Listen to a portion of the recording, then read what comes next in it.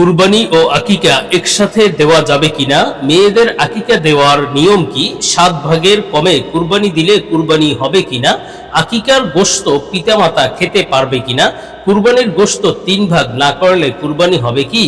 আসসালামু আলাইকুম ওয়া রাহমাতুল্লাহি ওয়া বারাকাতুহু। প্রিয় দর্শক, মনোযোগ সহকারে ভিডিওটি শেষ পর্যন্ত দেখুন, অন্যথায় কোনো মাসআলায় ভুল বোঝার সম্ভাবনা থাকে। আর সরাসরি কোনো প্রশ্ন করতে বা লিখিত কোনো বিষয়ের সমাধান পেতে ফতোয়া বিভাগে স্ক্রিনে দেওয়া নম্বরে ইমো অথবা হোয়াটসঅ্যাপে যোগাযোগ করবেন। তো আমরা মূল আলোচনায় চলে যাব। প্রশ্ন ছিল, কুরবানির গোশত 3 ভাগ না করলে কুরবানি হবে কি।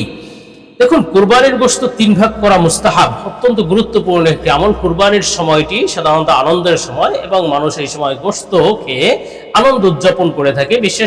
বিশেষত কুরবানির ঈদ হলো খাওয়া দাওয়া অথবা বিভিন্ন ধরনের আপ্যায়ন ইত্যাদির মাধ্যমেই মূলত এই ঈদটা উদযাপন করা হয়ে থাকে।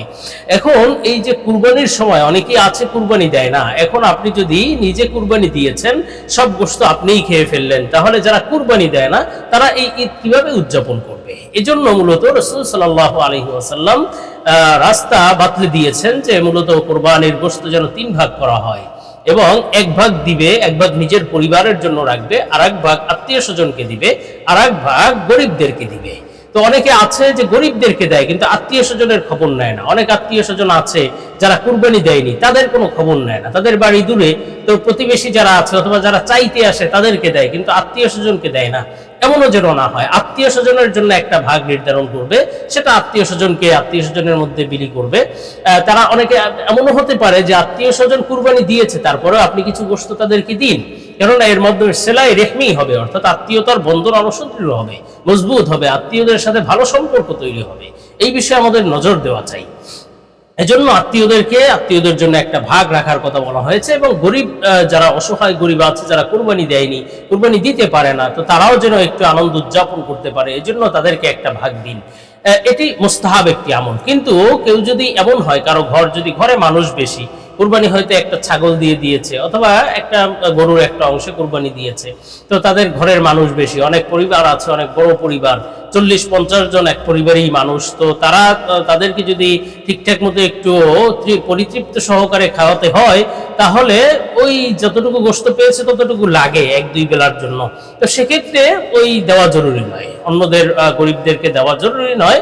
তবে বেশি ওই 3 ভাগ না করে, 3 ভাগ করা সম্ভব না হলে অল্প অল্প কিছু দিয়ে দেওয়া ভালো। একেবারে না দেওয়ার চেয়ে কিছু দিয়ে দেওয়াটাই উত্তম। তবে এইটা জরুরি নয়। কুরবানির গোশত 3 ভাগ না করলে যে কুরবানি হবে না, এই ধরনের কোনো বিষয় না। এটা মুস্তাহাব একটি আমল, যদি এমন আমল করা যায় তাহলে উত্তম। কিন্তু না করতে পারলে বা না করলে যে কুরবানি হবে না, এই ধরনের কোনো বিষয় নেই। তো আমরা পরবর্তী প্রশ্নের জবাবে চলে যাই। প্রশ্ন ছিল, আকিকার গোশত পিতামাতা খেতে পারবে কিনা। আকিকার গোশত যার আকিকা সে নিজে খেতে পারবে, অনেকে বলে যে নিজে খেতে পারবে না, আবার পিতা মাতাও খেতে পারবে না, আত্মীয় স্বজন, ধনী আত্মীয় স্বজনকে খাওয়ানো যাবে না, গরিবদেরকে দিতে হবে, এই ধরনের অনেক কথা আছে। তবে এই কথাগুলো সহি নয়। নিজে খেতে পারবে, পিতা মাতাকে খাওয়াতে পারবে, পিতা মাতা খেতে পারবে, তেমনি ভাবে আত্মীয় স্বজন যারা আছে তারা ধনী হলে তাদেরকেও খাওয়ানো যাবে, আবার গরিবদেরকেও দিবেন। এটা সম্পূর্ণ জায়েজ আছে। দাওয়াত করে গরিব ধনী সবাইকে খাওয়ানো যাবে। আত্মীয় স্বজনকে খাওয়াবেন, পিতা মাতা খাবে, যার আকিকা সে নিজে খাবে, কোনো অসুবিধা নেই। যারা বলে যে না খাওয়া যাবে না, এটা ভুল কথা। তাহলে পরবর্তী প্রশ্নের জবাবে চলে যে প্রশ্ন ছিল, 7 ভাগের কমে কুরবানি দিলে কুরবানি হবে কিনা। দেখুন, 7 ভাগের কমে তথা আপনার সর্বোচ্চ সবচেয়ে উত্তম হলো আপনি একাই একটা কুরবানি দিবেন। সেটি ছাগল দিয়ে হতে পারে অথবা একটা গরু দিয়ে কুরবানি দিয়ে ফেললেন। যদি আপনার সামর্থ্য থাকে, একটা পরিপূর্ণ গরু দিয়ে, একটা মহিষ দিয়ে, একটা উট দিয়ে, যে সমস্ত প্রাণী দিয়ে কুরবানি জায়েজ, সেগুলো আপনি একাই দিয়ে ফেললেন, এটা উত্তম, এটা ভালো। যেহেতু আপনি যদি পরিপূর্ণ কুরবানি দেন তাহলে সওয়াব বেশি হবে, এজন্য পরিপূর্ণ একটা পশু দিয়ে কুরবানি দেওয়া এটা উত্তম। কিন্তু কেউ যদি এটা না পারে, তাহলে 2 জন মিলে একটা গরু কুরবানি দিলেন, এটা তার চেয়ে একটু কম উত্তম বা একটু নিচু লেভেলের হলো।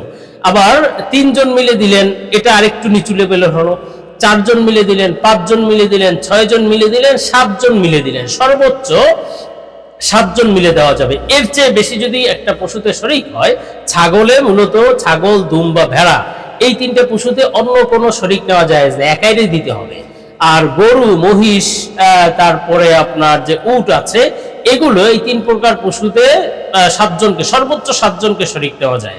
এখন 7 জনের যে বেশি হতে পারবে না এটা তো নিশ্চিত, কিন্তু 7 জনের কম হতে পারে। পূর্বেই বলেছি যে 7 জনের চেয়ে উত্তম হলো 6 জনে দেওয়া, 6 জনের চেয়ে 5 জনে দেওয়া, 5 জনের চেয়ে 4 জন, 4 জনের চেয়ে 3 জন, 3 জনের চেয়ে 2 জনে দেওয়া উত্তম, আবার 2 জনের চেয়ে সামর্থ্য থাকলে 1 জনে দেওয়া আরো উত্তম। তো এই আমলগুলো করা যায়, কোনো অসুবিধা নেই। আপনার 7 জনেই যে দিতে হবে এমন নয়। আবার অনেকে বলে যে 7 ভাগে কুরবানি দিলে হবে না, এগুলো ভুল কথা। 7 ভাগে কুরবানি দিলে হবে, তবে সর্বোচ্চ 7 ভাগ, এর চেয়ে বেশি যেন না হয়, আর এর চেয়ে যত কমে দিতে পারবেন সেটা ভালো। তো আমরা পরবর্তী প্রশ্নের জবাবে চলে যাই। প্রশ্ন ছিল মেয়েদের আকিকা দেওয়ার নিয়ম কি? দেখুন, মেয়েদের আকিকা দেওয়া আর ছেলেদের আকিকা দেওয়ার নিয়ম একই, তবে পার্থক্য একটু, সেটি হলো ছেলেদের ক্ষেত্রে 2টি বকরি বা 2টি পশু দিয়ে কুরবানি দেওয়া উত্তম, আকিকা দেওয়া উত্তম, আর মেয়েদের জন্য 1টি পশু 1টি বকরি দিয়ে কুরবানি দেওয়া উত্তম। রাসূল সাল্লাল্লাহু আলাইহি ওয়াসাল্লামের আমল এমনই ছিল এবং রাসূল সাল্লাল্লাহু আলাইহি ওয়াসাল্লাম এমনই বলেছেন যে ছেলের জন্য 2টি পশু দিয়ে, মূলত জাহিলি যুগে শুধুমাত্র ছেলেদেরই আকিকা দেওয়া হতো, মেয়েদের কোনো আকিকা দেওয়া হতো না। রাসূল সাল্লাল্লাহু আলাইহি ওয়াসাল্লাম নির্দেশ দিলেন যে তোমরা, ইহুদিরা এই আমল করতো, ইহুদিরা শুধুমাত্র ছেলেদের আকিকে দিত, মেয়েদের আকিকে দিত না। নবীজি বললেন যে তোমরা ছেলেদের ব্যাপারে 2টি প্রাণী দিয়ে, বকরি দিয়ে কোরবানি দিবে, আর মেয়েদের ব্যাপারে 1টি বকরি দিয়ে কোরবানি দিবে। তো এইটাই পার্থক্য। এছাড়া যে সমস্ত বিষয় আছে, আকিকা কত দিনে দিতে হবে, 7 দিনের দিন নাম রাখতে হবে, চুল কাটতে হবে, আকিকা দিতে হবে, এগুলো ছেলে মেয়ে সবাই বরাবর। সেক্ষেত্রে আপনার কোনো ব্যক্তি যদি এই আমল করে যে মেয়ের জন্য 1টি, ছেলের জন্য 2টি, কেউ যদি চায় মেয়ের জন্য 2টি করে, সেটাও করতে পারে, কোনো সমস্যা নেই।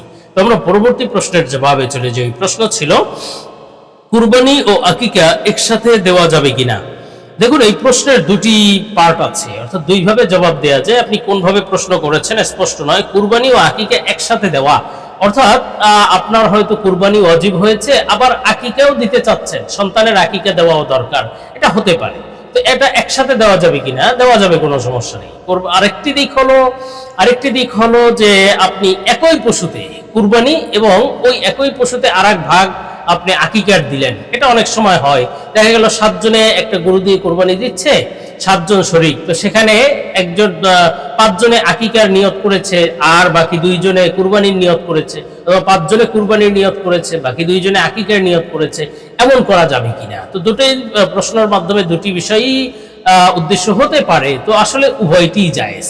সেক্ষেত্রে প্রথম যেটা বললাম যে আপনার উপর কুরবানি ওয়াজিব, সেক্ষেত্রে আপনি একই সাথে আকিকা দিতে পারবেন কিনা? অবশ্যই দিতে পারবেন, বরং সেটা আপনি যদি আকিকা দিতে চান তাহলে কুরবানির সাথে দিতে পারেন। আপনি কুরবানিও দিলেন, আকিকাও দিলেন, 2টি ছাগল নিলেন, 1টি ছাগল কুরবানির নিয়ত করলেন, আরেকটি আকিকার নিয়ত করলেন, অথবা 1 ভাগে কুরবানির নিয়ত করলেন, আর 1 ভাগ নিলেন আকিকার নিয়তে, এটা জায়েজ। তেমনি ভাবে দ্বিতীয় যে অংশ প্রশ্নের জবাব, যদি আমরা দ্বিতীয় অংশ বুঝি, সেটি হলো যে কুরবানি এবং আকিকা এক প্রাণীতে। অনেকে বলে যে না, এটা জায়েজ নেই, এক প্রাণীতে কুরবানি এবং আকিকা দেওয়া যাবে না। তবে সর্বশেষ কথা, এ নিয়ে কিছুটা ইখতিলাফ আছে কিতাবাদির মধ্যে বা আইম্মাদের মধ্যে, কিন্তু সর্বশেষ গ্রহণযোগ্য মত হলো একই প্রাণীতে কুরবানি এবং আকিকার অংশ শরীক করতে পারবে, কোনো সমস্যা নেই, এতে কুরবানিও হয়ে যাবে, আকিকাও হয়ে যাবে ইনশাআল্লাহ।